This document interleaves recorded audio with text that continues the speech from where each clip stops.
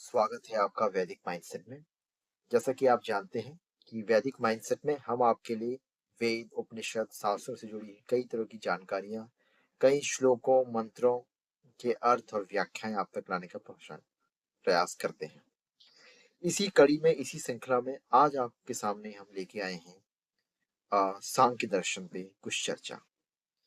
दोस्तों, जैसा कि आप जानते हैं और हो सकता है कई लोग ना भी जानते हो, हमारे वैदिक वाङ्मय में 6 प्रधान दर्शन हैं। दर्शन का अर्थ होता है देखना। हमारा वैदिक वाङ्मय ईश्वर, प्रकृति और संसार के बारे में किस प्रकार से सोचता है और क्या उसके डिफरेंट स्कूल ऑफ थॉट्स हैं, इसको दिखाते हुए ये दर्शन है।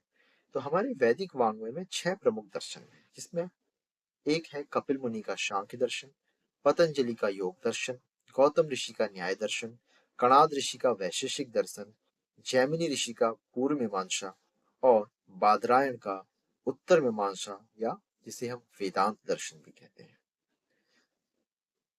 सांख्य दर्शन की आज हम चर्चा करते हैं। सांख्य दर्शन इस मोस्ट जो बात करता है, थ्योरी की बात करता है, सिद्धांत की बात करता है।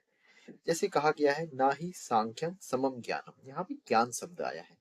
ज्ञान का अर्थ है सिद्धांत से, या जिसे हम इंग्लिश में थ्योरी कह देते हैं। और ये माना जाता है कि ऐसा ज्ञान दूसरे किसी भी शास्त्र में नहीं है। दूसरा, सांख्य दर्शन के बारे में एक प्रचलित बात है, संख्यां प्रकुर्वते चैव प्रकृतिं च प्रेक्ष्यते तत्वानि च चतुर्विंशतेन सांख्यं प्रकीर्तनम्। इसमें प्रकृति के तत्वों की गणना की जाती है और प्रकृति की व्याख्या होती है। क्योंकि इसमें गणना की जाती है, काउंटिंग की जाती है, इसीलिए इसे सांख्य दर्शन कहा जाता है। जो संख्या अर्थात नंबर, सांख्य उसी से निकल के आया, तो संख्या से सांख्य निकल के आया, जो ख्यान धातु से बना हुआ है। इसका अर्थ होता है सम्यक ख्यानम, अर्थात सम्यक विचार। इसी को हम विवेक या बुद्धि भी कहते हैं। तो सांख्य के रहस्य को जानने वाले व्यक्ति अब इस देश में बहुत कम रह गए हैं, और शास्त्र विचार की आध्यात्मिक प्रवृत्ति बौद्धों के साथ लड़ते झगड़ते कई बार बहिर्मुखी हुई है। इसी कारण आधुनिक काल में सांख्य शास्त्र के तत्वों का वास्तविक स्वरूप लगभग अंधकार में पड़ा हुआ है। इस सांख्य दर्शन के प्रमुख जो प्रवक्ता हैं वो कपिल मुनि माने गए हैं। कपिल मुनि का ही सांख्य दर्शन है। और अगर हम बात करें तो श्रीमद् भागवत में इन्हें विष्णु का पंचम अवतार भी माना जाता है, कि ये भगवान विष्णु के पंचम अवतार है कपिल मुनि, और इन्होंने ही सांख्य दर्शन के रहस्यों का प्रतिपादन किया है। इसी के साथ एक अनेक अन्य आचार्य आसुरी आते हैं। इनका भी पुराणों और अन्य दार्शनिक ग्रंथों में वर्णन है, और इन्हें कपिल मुनि के साक्षात शिष्य माना जाता है। अर्थात कपिल मुनि ने जिस सांख्य दर्शन की नींव रखी, उसी सांख्य दर्शन को इन्हें आगे बढ़ाया, बट इनका ज्यादा उल्लेख बहुत मिलता नहीं है। इन आसुरी के एक शिष्य थे पंचशिख, जिन्होंने सांख्य दर्शन पे एक सूत्र ग्रंथ लिखा है, बट उसका कहीं भी प्रामाणिक रूप से उपलब्धता नहीं है, इसलिए इनका बहुत ज्यादा हमें विवरण नहीं मिलता है।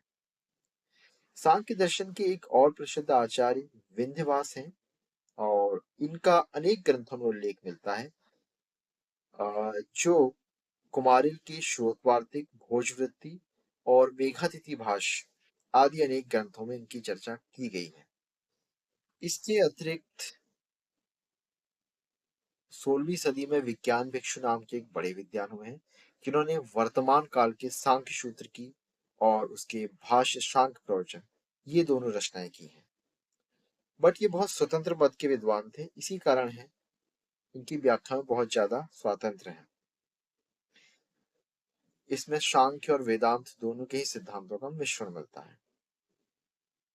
एक अन्य विद्वान का मतलब इसमें मिलता है, विस्तार मिलता है, वो है ईश्वर कृष्ण। ईश्वर कृष्ण का समय ईसा के पूर्व की दूसरी सदी के आसपास कहा जा सकता है, और तंत्र के आधार पर उन्होंने सांख्य दर्शन पर सांख्यारिका नामक एक ग्रंथ भी लिखा हुआ है। तो इस प्रकार से सांख्य के कई हमें प्रमाण मिलते हैं, और सांख्य को मानने वाले कुछ लोग सांख्य को अनिश्वरवादी भी बताते हैं और नास्तिक होने का भी इस पे आरोप लगाते हैं। कारण यह है कि सांख्य में 25 तत्वों का वर्णन है, जिसमें से 24 तत्व प्रकृति के ही विभाग स्वरूप मालूम होते हैं, और एक इन्होंने चैतन्य पुरुष का होना स्वीकार किया है। बस चैतन्य पुरुष के जो लक्षण यहाँ वर्णित हैं, वो उसको जगत का कर्ता या ईश्वर सिद्ध नहीं करते हैं। इसीलिए बहुत से लोग कहते हैं कि सांख्य प्रकृतिवादी है और ये सृष्टि रचना में ईश्वर की महत्ता को स्वीकार नहीं करता है। लेकिन ये आक्षेप भी कुछ कहीं जगह निस्सार सा प्रतीत होता है, क्योंकि आ, भले ही सृष्टि रचना का कारण ईश्वर ना हो, बस सृष्टि रचना का निमित्त का कारण वो अवश्य है। जैसा सांख्य दर्शन के तीसरे अध्याय के 55वें सूत्र में मिलता, कार्यत्वेपि तद्योग परावश्यात, अर्थात ईश्वर का कार्य परिणाम ना होने के कारण जगत को ईश्वर का कार्य तो नहीं माना जा सकता, किंतु स्पष्ट है कि यह रचना अपने आप भी नहीं हो सकती, इसका कोई निमित्त कारण अवश्य है। तो इसलिए ये नहीं कहा जा सकता कि जगत ब्रह्म से मकड़ी में जाले की तरह निकल आया, पर इतना अवश्य स्वीकार करते हैं कि इसकी प्रेरणा से ये रचना हुई। तो हम इसे पूर्णतः नास्तिकवाद नहीं कह सकते हैं, और तत्ववादी इसे कह सकते हैं। प्रकृति के तत्व के रूप में ही इसका वर्णन माना जाता है। तो ये थी दोस्तों सांख्य दर्शन के बारे में कुछ जानकारी।